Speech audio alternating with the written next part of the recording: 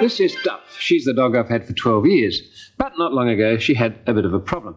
You can see just there, that's the remains of a skin infection she had about 2 weeks ago. It was very nasty, and it's a bit of a problem when dogs have this because they tend to scratch, either that or a cut or anything that's supposed to be healing. The more they scratch, the more they open it up, the more it doesn't heal, the more it itches, the more they scratch. It just goes on and on and on, and they can make a big mess of themselves.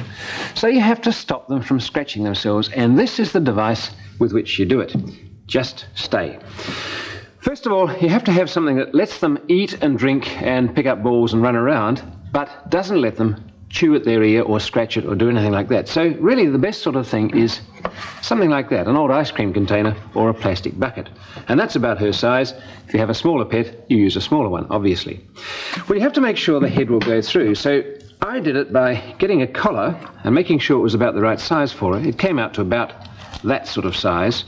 And by positioning that on the bottom of the bucket, I could work out the size of the hole that I needed. And it really was around about the line that you can see there, the inner sort of marking on the bottom.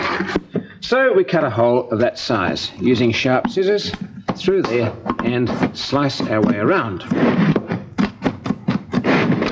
Now this is not the neatest of cuts. You can trim it up with scissors or snips, whatever you've got, but even so it'll probably be a bit jagged and abrasive. So it's not a bad idea to get some masking tape when you've done that and just cover the whole thing all the way around so it doesn't abrade the neck. And I won't do it all, you can see what I have to do. Then that's got to be tied on. So first of all, let's remove the handle, because that's a bit of a pest, nothing like this.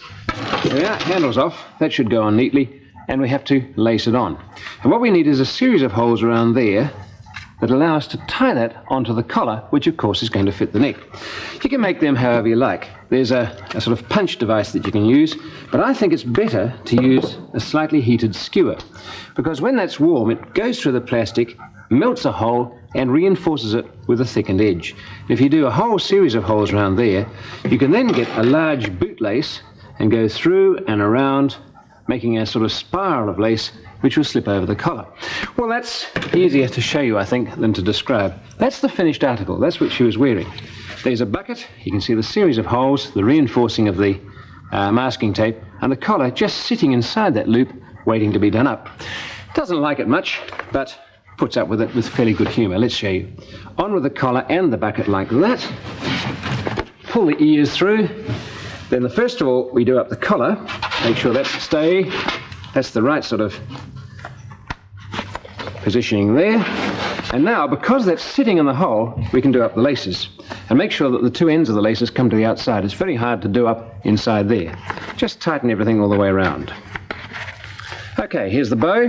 Once, twice, and because she'll probably scratch at it, I'll do a double bow there and stop her from undoing the thing. And there we are. Now that's pretty good. She can still drink, she can still eat, she can chase her balls, do whatever she wants to, but she cannot scratch the ears or the skin. And that protects her until she's healed up. And if you have a smaller pet, a smaller bucket will do the same thing on a dog or a cat or almost any sort of creature you've got.